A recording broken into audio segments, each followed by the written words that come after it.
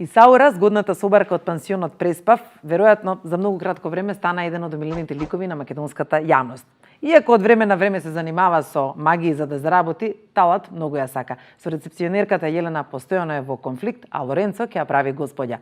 Емра Куртишова, гостинка во студиото на Репортер. Емра, здраво. Здраво.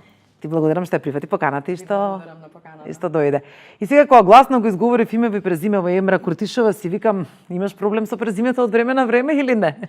Па проблем немам, меѓутоа се случува кога ќе се представам или со име и презиме да ме потпрашаат како и велам Куртишова. И сега веќе во последно време почнав да се зезам со луѓето кои што ќе ме прашаат по втор пат како се презимам и не знам дали е вака баш пријатно да кажам како всушност вистински се представувам. Да, не е страшно, ама нема врска ќе кажам, се представам како Емра Курташакова, така да секси презиме имам во секој случај. И така изгледаш, морам да ти признам, апропо презимето.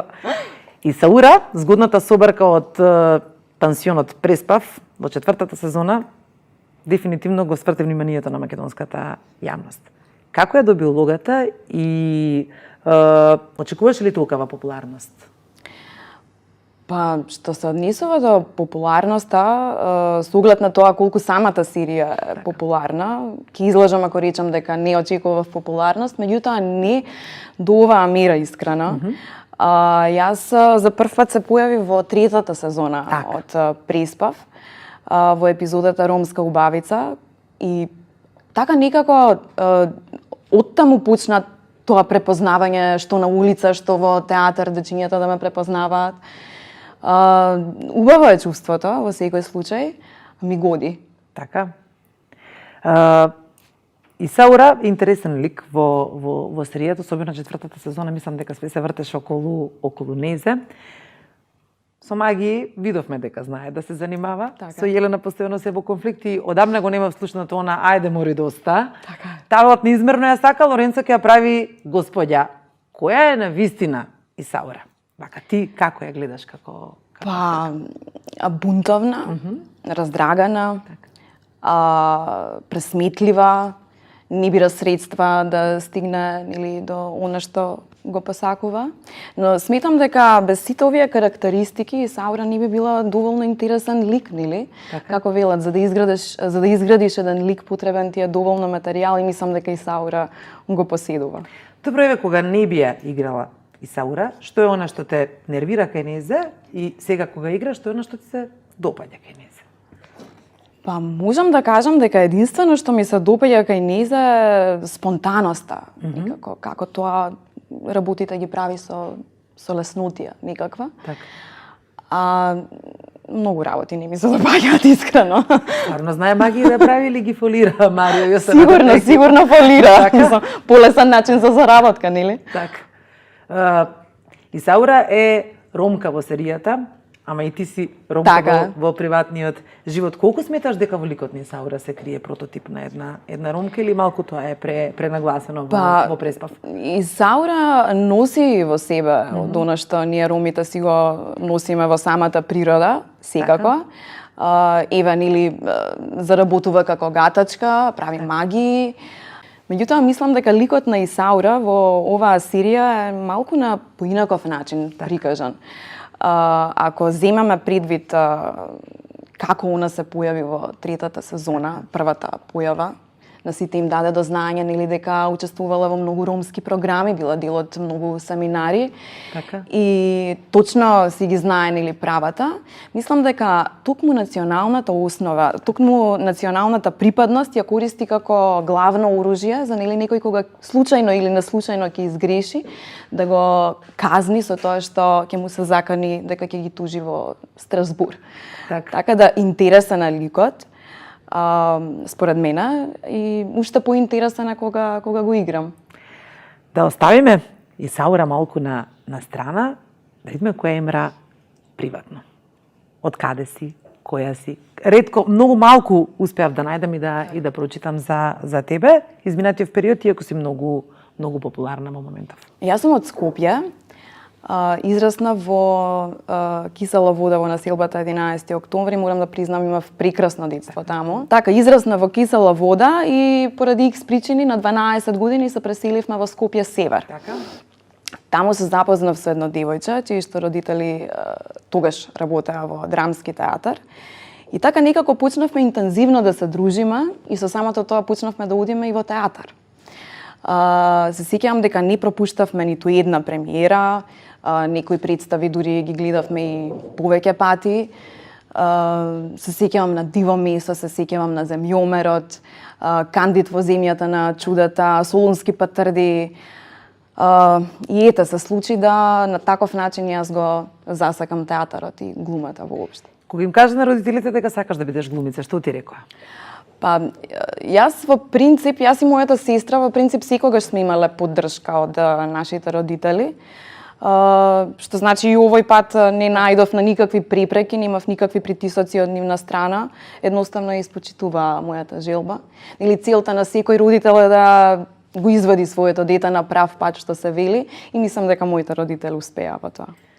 Тргна да се спремаш за приемниот испит. Се сеќаваш ли како помина сето тоа? Колку имаше трема, со кого се спремаш? Ретко кој не се сеќава на приемниот испит.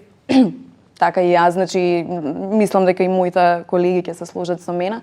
Тоа беше еден од најстресните периоди. Причината за тоа е големата желба да бидеш примен, нели? Едноставно, тоа е тоа. Спремив монолог од малечката, од Се мали. Прекрасен монолог. И така, стресно беше. Ама те примија, во чија класа беше? Во класата на професорот Владимир Милчин. Така, заврши на факултетот за драмски уметности и после колку време се вработи во театарот за деца и младенци? Па, не помина долго време. По завршувањето, мислам дека после 3 години се вработив. Пошто ги памтиш студентските денови? Пред да ми кажеш како почна работата во театарот за деца и младенци. Со кого се дружеше тогаш? Па, студентските ние како класа бевме навистина вредни студенти, работевме. И ги паметам по тоа што несебично си помагавме едни на други. Ги паметам по оние кризни моменти кога губиш верба во себе, па се доведуваш да си го поставиш прашањето дали си за тука или не. Дали си за тука или не. Ги паметам по скомрахи, по дружби, сите се дружавме буквално. Вработена во театарот за деца и младенци. Како е да се биде актер во детскиот театар? Верувајте, нема ништо поубаво од тоа да работиш со деца.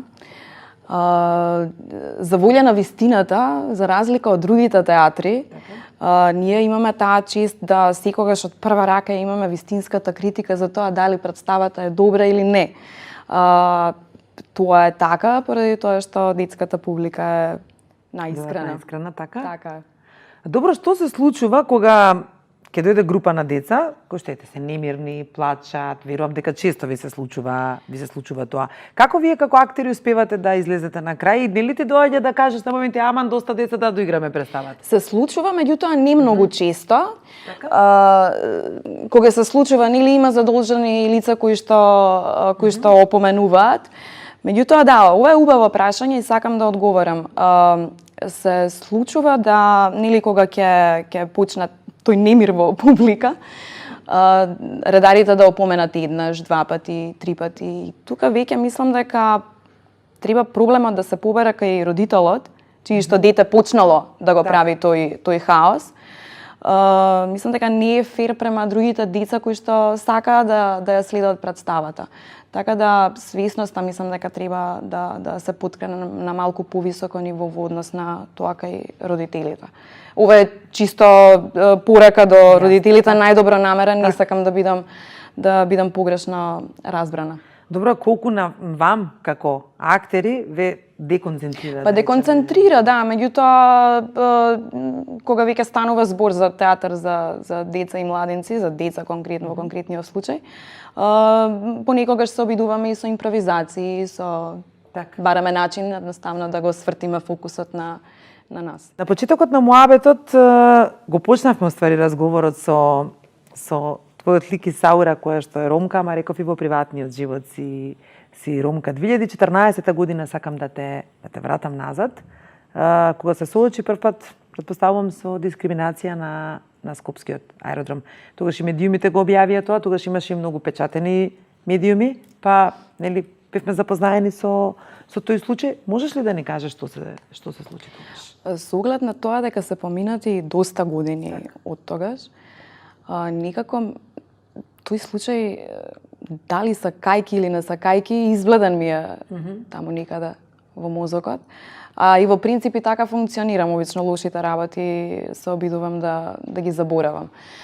Ќе се обидам да се потсетам. Знам дека требаше да патувам кај сестра ми во Германија и паметам дека тоа беше периодот кога масовно ги враќа ромите, што од гранични премини, што од Скопскиот аеродром.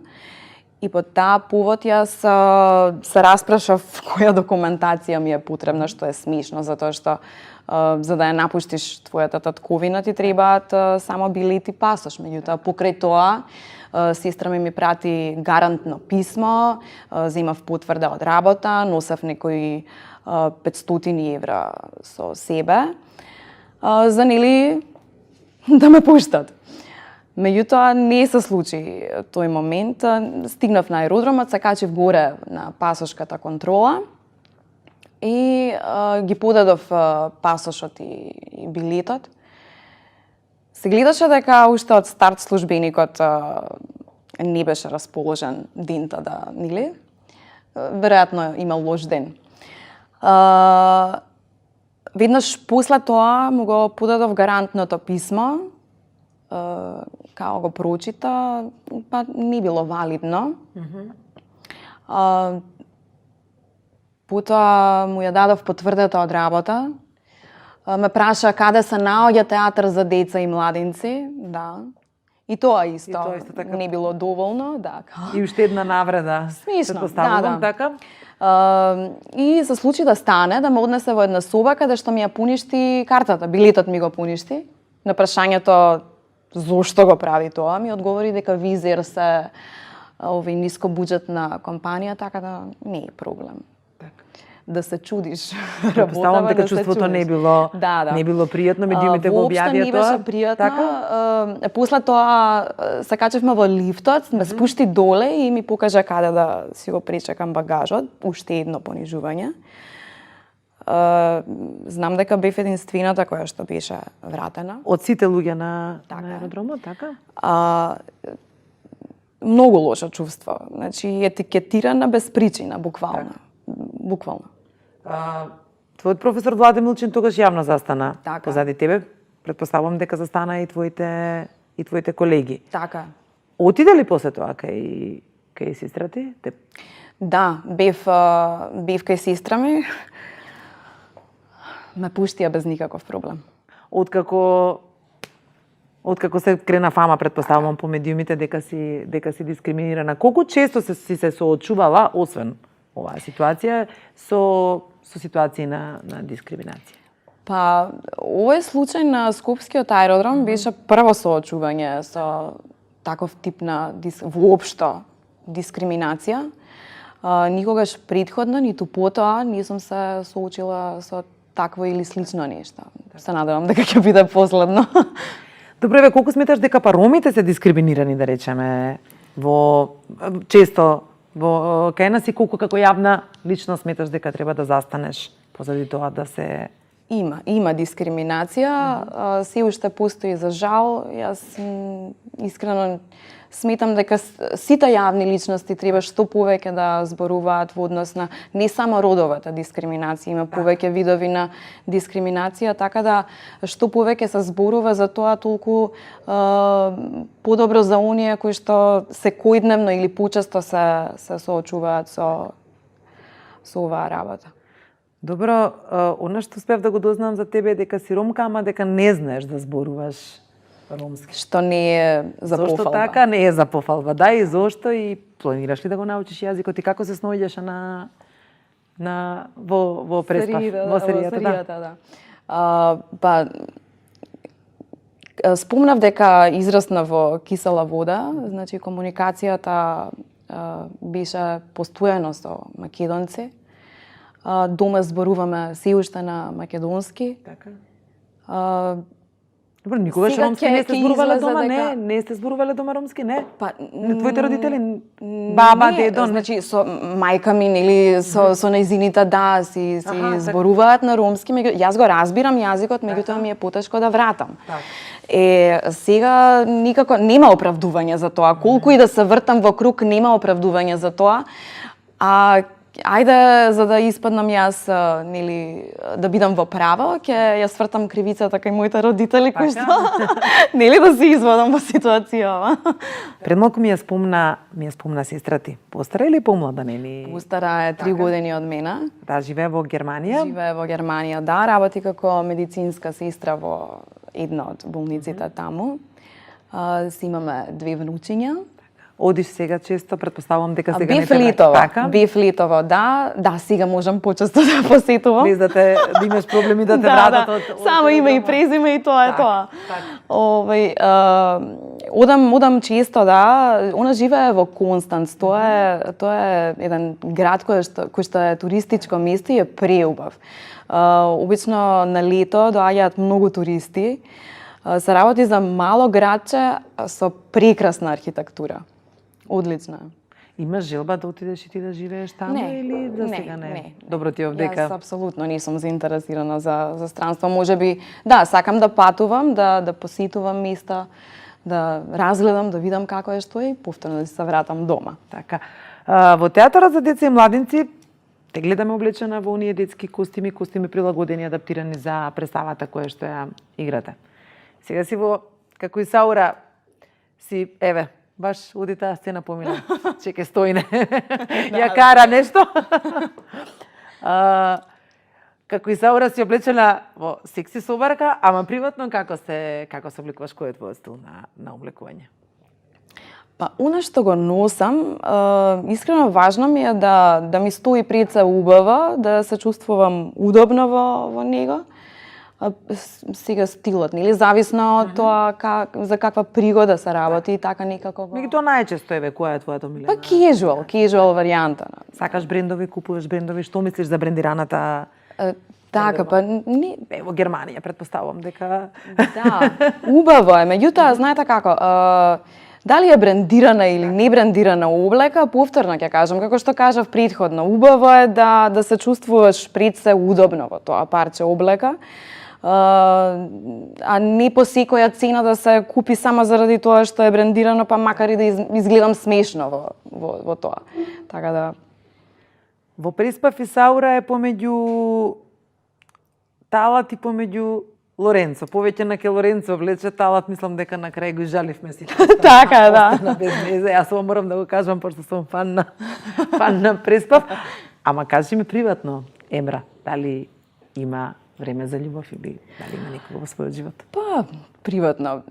За љубов, да. Мислам, нештото што се сака, мора да се има време и да се посвети време за тоа. Сакаш да кажеш дека има некој во твојот живот? Еве, не мора толку сега да те препрашувам, ама барем кажи ни да или не. Па, можеби.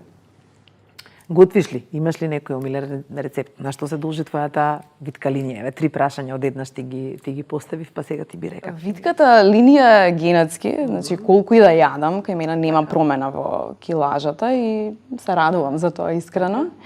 Дали готвам ритко, меѓутоа кога ќе фатам да готвам многу лошо, значи да, искрено, да, дефинитивно. Ја мислам дека што е нешто вау. Не, сакам да готвам, ама ета, никако не ми оди од рака тоа. Значи немаш ни некој омилен рецепт кој што може да го споделиш овде со гледачите во студиото? За жал не. Со театарот претпоставувам дека често патувате и гостувате во други градови и држави, меѓутоа еве имаш ли ти некое омилено место кое што сакаш да го посетиш и кое е твоето омилено патување? Така, па би сакала да го посетам Рим. Не си била до сега?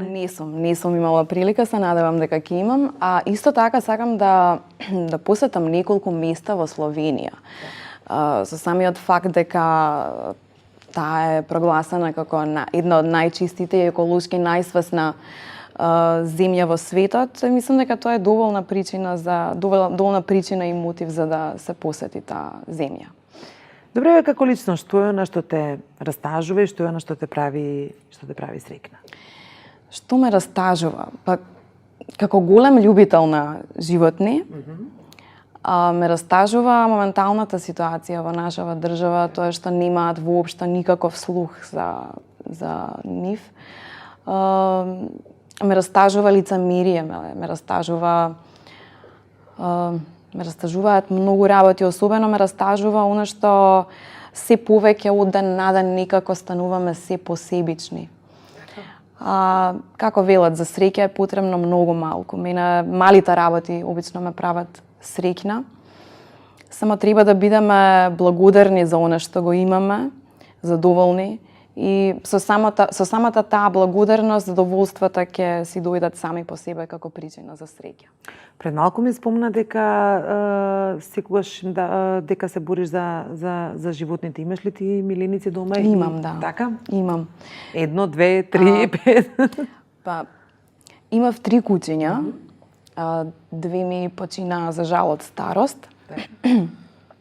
И сега имам 1 куче, 3-4 мачки, имам 2 папагалчиња, имав и желка водна. Да, голем љубител сум на вистина. Јас животните можеби ќе звучи чудно за некој, меѓутоа животните ги ставам на исто рамниште како и децата. Колку и да звучи тоа чудно, да. Не звучи чудно, изминатиот период се почесто се соочувавме со, не знам, убиени и отруени кучиња, животни. Мислам дека и ти беше една од оние погласните кои што застана во... Така е. Јас мојот Facebook профил го користев само поради таа цел. Меѓутоа, еден период сватив дека ни дека е залудно, ништо во животот не е залудно, меѓутоа емотивно, буквално се оболев на некој начин, можам слободно да кажам. И знам дека веќе година и нешто не го користам Фејсбукот само поради оние слики, приказни кои што буквално ме растажуваат и на некој начин пробувам да си ја зачувам присебноста за да функционирам во секојдневниот живот. Еве малку пред крај, во театарот за деца и младинци, кој представи се на репертоар и каде може сега да те, во која представа може да те видиме? Па, моменталниот репертоар на театарот за деца и младинци е не моменталниот, туку од секогаш бил Цветната улица знам. Бил богат, да. Цветната улица, Том Соер, имаме нова куклена представа Јованче и Марика, имаме младинска представа Едвард Раца Ножици, исто уште една младинска представа Касета. Има доста представи. Некој што може да те види на помладата, а и повозрастната публика. Кои се твоите идни планови и дали ќе има 5-та сезона на Преспав? Па, во моментов ги играм представите на репертоарот што се во театар. Подготвуваме и нови представи. А што се однесува до Преспав, дали ќе има 5-та сезона, јас многу би сакала, искрено би сакала и Саура повторно да биде дел од 5-та сезона, зошто да не. Ти благодарам на разговорот и на гостувањето. И јас ти благодарам.